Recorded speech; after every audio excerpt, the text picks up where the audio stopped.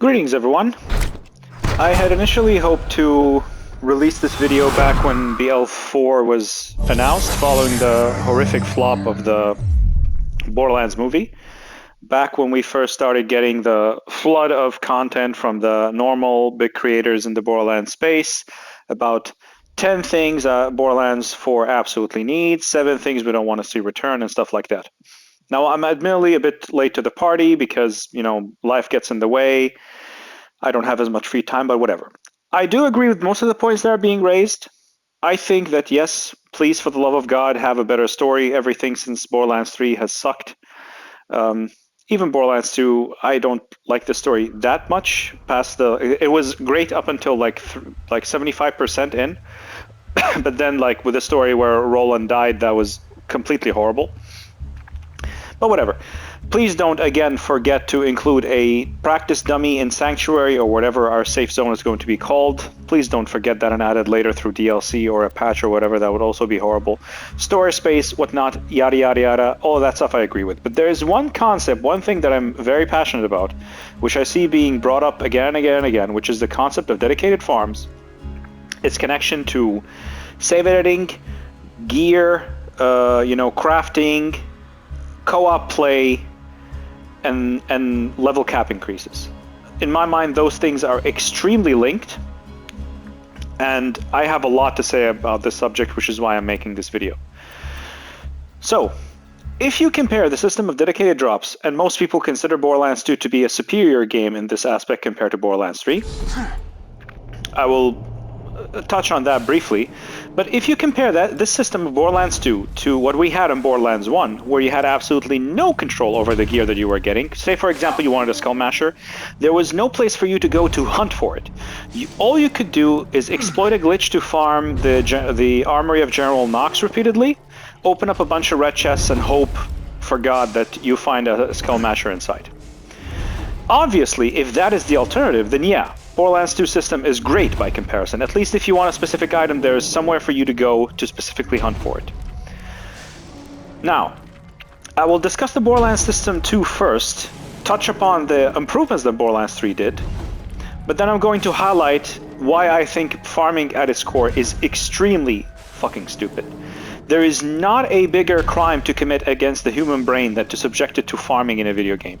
It is an extremely boring, uninteresting, utterly, horribly miserable fucking experience to go through. So, say I want an Infinity. Yes, an Infinity pistol is not the best gun in the game at all. It still has its uses. So, say I want an Infinity, and say, for example, this is max level. So, what I have to do is spawn here, and this is like one of the very, very short farms. Now you have, in this case, to time yourself with this geyser. I have been playing this game for ages, and I still don't know how the fuck this thing works. Now I got it here on my first time, but you know very, very, very well, if you attempted this farm multiple times, that there is no fucking way for you to realize or to know when the geyser is going to go off. So this is Doc Mercy. You can kill him pretty easily. He's absolutely not a difficult farm. And in this case, I don't think I got the gun. Did I get anything? I didn't see anything drop. Now, Borderlands 3 fixed that partially. Fixed that actually, because now they gave you a star, like a golden star that you can see it on the minimap to know whether or not you actually got the legendary to drop or not. So in this case, I didn't get it. So what I have to do is quit, continue, or quit, for example. Stare at the loading screen, and this loading screen is governed by how good my hardware is. This is a PlayStation 4 version running on the PlayStation 5. The loading times are going to be quicker on PC, but then you have to wait for the game to, connect to the network again. If you were playing with a group, which the game constantly nags you and begs you to do, once you do this, you disband your session and you have to invite everyone over again. So good luck farming when you're with a group. Now you have to continue, and in this case, the run to the boss was relatively short. Now, in this guy's case, you can use the geyser to shorten the run, but if the geyser didn't exist, I had to go through all of those enemies, and I was not getting anything for the XP, nothing, only to get to him, kill him again, and again get nothing. Now, Borderlands 3 addressed that, by the way, of you getting something for your XP past max level in the form of Guardian rank and Vault cards. That is also well done. All of that doesn't change that when you kill this thing, you have absolutely no control on whether or not you're going to get the gun or not. I could kill him in the worst way possible, going into fight for my life multiple times, clawing my way over to killing him, and get the gun. And you could go in there with a very optimized build, you distribute your skill points correctly, you know how to play the game, you can actually aim, you can hit crits, and you kill him without going to fight for your life, without even breaking your shield, and you don't get the gun. So the system of RNG, of like completely and totally relying on just luck to get your drops, is absolutely fucking stupid. We could, like, forget this guy. What about something like the Thunderball Fists? For a long time, I believe we got an alternate way to get the gun in the Son of Kromorax DLC, or the Headhunter pack. But for a long time, the only way you could get it was from Captain Flint. Now, Captain Flint is at the absolute tippity top of Southern Shelf. You have to run through every single enemy here to get to him. And in this case, I think there are like only... I think you have to kill Boom Boom for the door to open. And there is maybe one other... I'm not sure anymore. But like running to that guy at the absolute quickest takes you like 15 minutes. You get to him, you kill him, and the gun doesn't drop. And then you have to repeat that thing again. Say you and I farm for the Thunderball Fists for like a week. I have a job, you have a job, we come back home, we have like 1.5 hours to kill before we have to go to sleep. Within that 1.5 hours, times a week, times 7, that's almost 10 hours of playtime. So you and I waste 10 hours of playtime. I suck at the game. I die multiple times while trying to get to him. Die to him twice, barely claw my way to him, and boom, Thunderball Fist drops for me. You are an amazing player. You go in there, your runs are extremely optimal, and by the end of that week, you don't get the gun. Why do I deserve it and you don't? Somebody please explain to me why. The farming system in the current state, it is absolutely not dependent on skill. Because even if you get the gun, like, this is an Infinity, but it's a shitty Infinity. It is not only does it have shitty parts. Now, on the Infinity, you don't necessarily require a matching grip, but like, I don't think an Infinity would benefit from a friggin' Maliwan grip. I don't think this sight is the optimal thing to have on the Infinity. This is not a good Infinity. It's 2 level below me. So your farm doesn't end by just simply seeing the gun drop on the floor and, oh my god, yes, I got it. It needs to be the good version of it. So whatever the drop rates are, this is why Borderlands 3, no matter how high the drop rates are, the gun tosses legendaries at you like they're going out of style. It's just like orange diarrhea. But still, you want a good class mod with good passives? Good luck. Good luck. All those massive drop rates are not going to help you. Add this on top of the fact of, like I said, you want to play with a group, like, quit continuing. Why is that a thing? And whenever the devs try to address this, for example, one solution to the problem of like shitty parts is fix parts. And people hated that when it was done to the conference call in the pre-sequel. I believe it was called the Viral Marketer. It was locked to corrosive, and it had, like, I think fixed parts. Or like some guns had fixed parts, and the community hated that. They're like, fixed parts. We used to have so many variations of this in Borderlands 2. But go over to Borderlands 3, everybody recommends you get a Hellwalker because it has fixed parts. Like, the community is so inconsistent when it comes to its voice. Like, you have to quit continue in order to farm a boss, but a lot of people recommend you go farm the Scrap Trap nest in the first DLC of Borderlands 3, because you can just simply walk out of the arena and walk back in, and through a glitch, that boss respawns. So why ask for the dedicated drop system to, like, a lot of people, I heard them say, they want the Borderlands 2 system to return. This is a horrible system. This is a horrendous system. Like, forget the Thunderbolt Fist. You can argue that, like, oh, the Thunderbolt Fist is not even that good of a gun, even on gauge. Well, what about the Skull Masher? Even if you have the Natural Selection Annex DLC and you cut your run in half, you still have to go through 2 doors where they only open after you kill everyone there. You go to Son of Mothrak at the absolute quickest, you get him in like 10 minutes. You kill him, and the loot drops to the floor, the loot drops outside the arena. Obviously in Borderlands 3 you got the Lost Loot Machine, but all that does not help the fact that you need ages before you ever get a chance to seeing the gun that you deserve. Because, again, if you've killed Doc Mercy once, you can kill him a billion times. Why? What is so challenging about killing Doc Mercy? You can kill him in your sleep. Why do you not deserve the gun? Why do you want to defend RNG? Again, I could get this gun on the very first attempt, and you cannot get it within a week. How is that a fair system? Now, you might argue, what is your alternative? Well, I have an alternative. Either you run up to that guy, and hopefully you have checkpoints like in Borderlands 3, you don't have to spawn back at the fast travel station. And once you get to him, there's like a switch you can flip. You pay Iridium, you pay Spacebox, whatever, and it transforms him into a raid boss. And then if you kill him, you get a guaranteed drop of a gun. Or better yet, something that we got here, which is the badass rank challenges. Like, these were horrible because they barely got you anything. You just like got very, very, very little like benefits and stats. I believe if you played this game for Infinity, you barely walk away with like 25% extra. But here, for example, you got this. Fireproof. Kill Flint without any players taking damage from his Dragon Breath. Now, take this a step further and say kill Captain Flint using only fire damage. Now, Captain Flint is a fire-themed bandit who is naturally resistant to fire. If you're forced to use nothing but fire damage, all of a sudden his health pool expands immensely to the levels of almost a raid boss, but you'd be handicapping yourself willingly.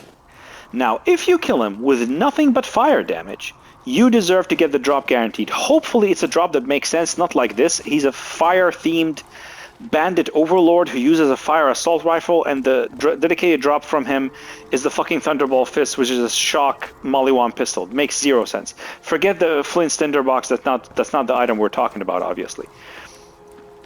Or, if you are insistent on not making it fixed parts, you can at least go back to Marcus in Sanctuary, which, like, he has friggin', like, vending machines all over the friggin' galaxy. You go to him when you meet him in person, you are a guy who has access to the guy in person, and he's just another vendor.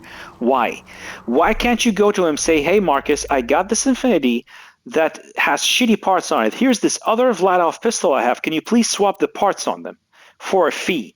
Whatever it may be, space bucks, iridium, challenge tokens from raid bosses, whatever.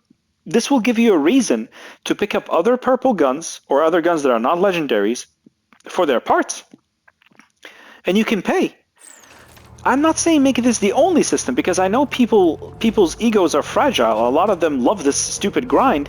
So give them the option to just like either farm repeatedly like they do now, this stupid method that is sure to rot your brain and give you dementia.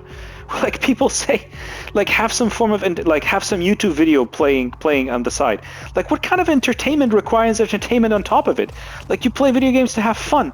What the fuck? So, yeah, I think this system is horrible. It is extremely unfair. People who are skilled, like there is nothing you can do. If I go and I kill this guy for literal months and I don't get the gun, there is nothing I can do in all of my skill. There's nothing I can do to influence whether I get the gun or not. If there were at least a skillful path that guarantees you the gun, I would be the first to protest when someone uses Gift Save Editor. But in this current system, no. You have better things to do with your time than to repeatedly kill the same boss over. Not even a boss, you can kill like Savage Lee for the Unkept Herald. Like, if you've killed him once, you can kill him 1,000 times. What's the difference? Why do you not deserve the gun after your 10th kill? Exactly. This mixed with the problem that you need perfect parts. Well, not even need. There is a superior version of the gun, and any version of the gun that is not that version is clearly inferior. Why do you not deserve the perfect version? Again, what is it that you're lacking? more time investment, it is not a lack of skill. And on top of all of that, once you get all of that and you get all your gear up to notch, level cap increase drops and you have to do it all over again. This is stupid.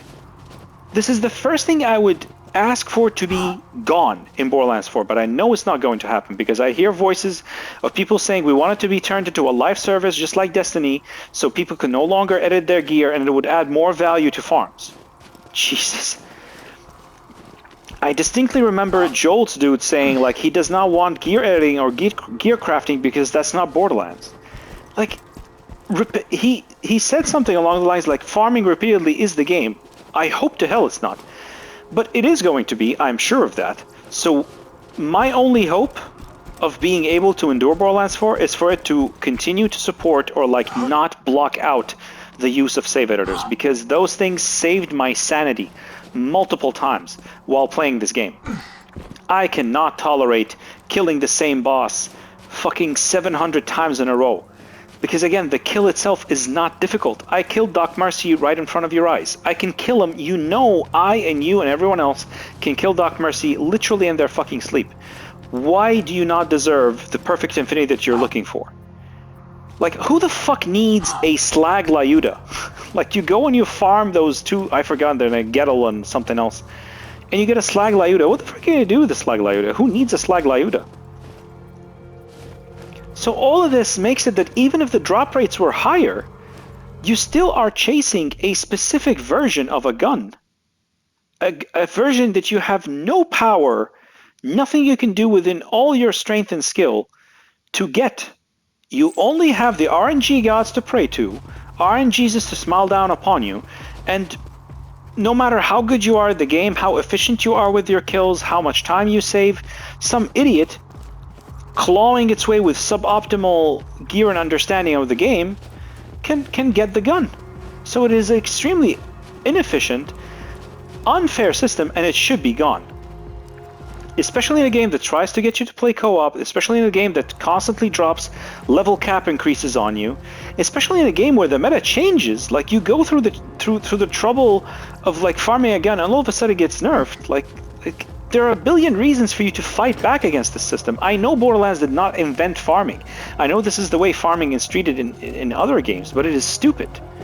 You have to at least minimize RNG, or at the very best, like either scrap it completely or offer an alternate route for players to get the gear that they deserve.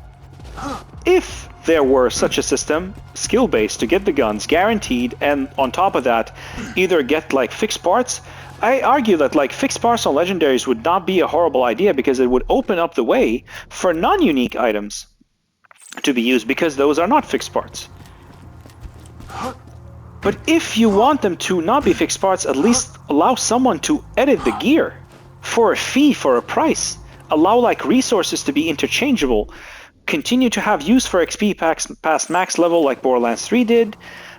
Iridium can not only be used to farm raid bosses, but to pay for like something like an anointment machine or like swapping parts, something like that. But continue like asking for the Borderlands 2 system to return in this horrible version of like run through the entire map to get like a chance at some drop of a gun that is obviously going to be 9 times out of 10 a horrible version that you can't even possibly use, especially with guns that support multiple elements. Jesus, why would you ask for this? Are you out of your minds? So yeah, I'm sure nothing like this is going to be implemented, which is why I genuinely hope that save editors will continue to be a thing for Borderlands 4. Because if you use them properly, they will 100% improve your enjoyment of the game. So yeah, I think that's all I have to say on the subject for now. Let me check my notes to see whether I forgot to say something. Yeah, I think that's all I have. So, thank you all for listening if you made it this far. And I don't know if I'm going to talk about Borderlands 4 before it releases again. So for now, this is it. Thank you all, and see you next time.